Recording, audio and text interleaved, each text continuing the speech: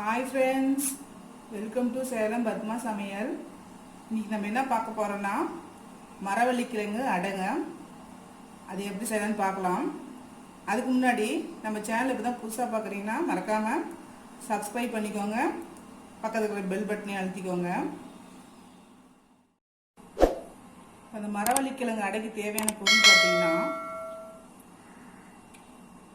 பார்த்தீங்கன்னா ஒரு கிளாஸ் அளவுக்கு அரிசி, இட்லி அரிசி ஊற வச்சுருக்கேன். ஒரு 5-6 காஞ்ச மிளகாய் அதில் ஊறுது. அரை கிளாஸ் அளவுக்கு பார்த்தீங்கன்னா கடலைப்பருப்பு, துவரம்பருப்பு, அப்புறம் பாசிப்பருப்பு, இது 3 அரை கிளாஸ் அளவுக்கு. இது பார்த்தீங்கன்னா மரவள்ளிக்கிழங்கு, இது பார்த்தீங்கன்னா ஒரு 1/2 கிலோ இருக்கும். அது இந்த மாதிரி கட் பண்ணி வச்சுருக்கேன். அது கூட போட்டு அரைக்கிறதுக்கு பார்த்தீங்கன்னா ஒரு சின்ன துண்டு இஞ்சி, ஒரு 5-6 பல்லு பூண்டு, சோம்பு 1/4 டீஸ்பூனு, உப்பு தேவையான அளவு,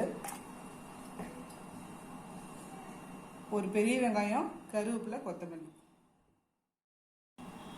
இப்போ அதுக்கு ஃபஸ்ட்டு ஸ்டெப்பு பார்த்தீங்கன்னா இந்த மரவள்ளிக்கிழங்கு, இந்த பருப்பு, அரிசி, இந்த பூண்டு இதெல்லாம் போட்டு நல்லா நம்ம கொரகொரப்பாக அரைச்சி எடுத்துக்கலாம். இப்போ பாருங்கள், நான் மாவு அரைச்சிட்டு வந்துட்டேன். கிழங்கு மாவும் இந்த பருப்பு அரிசியெல்லாம் போட்டு அரைச்சாச்சு. இப்போ இதில் மஞ்சள் பொடி கொஞ்சமாக போட்டுக்கலாம், பெருங்காயத்தூள் கொஞ்சமாக இது போட்டு மிக்ஸ் பண்ணிக்கலாம்.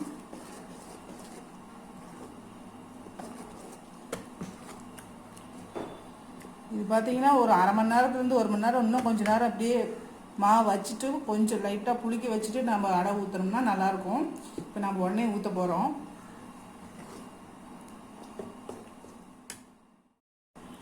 இப்போ இந்த வெங்காயம், கருவேப்பிலை, கொத்தமல்லியும் போட்டுடலாம்.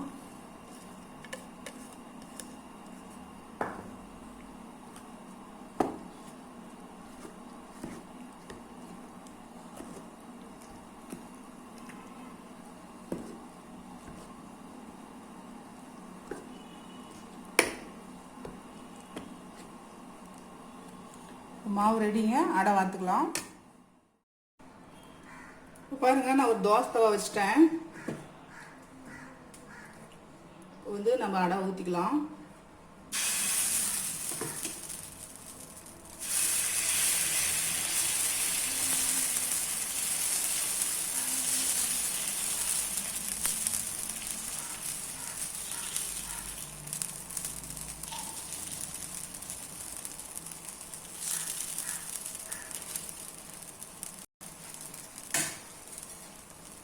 இதுக்கு பார்த்தீங்கன்னா நடுவில் இந்த மாதிரி இது பண்ணிக்கலாம். பண்ணிட்டு எண்ணெய் ஊற்றிக்கலாம்.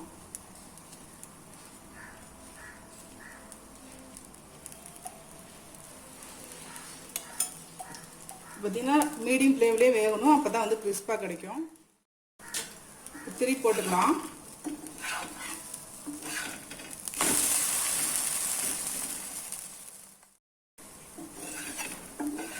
இந்த சைடு வந்துச்சு, திருப்பி போட்டுக்கலாம். இப்போ ஃப்ளேம் இன்க்ரீஸ் பண்ணிவிட்டு ஒரு 2 மினிட்ஸ் வச்சுக்கலாம். அப்போ தான் நல்லா கிறிஸ்பாகும்.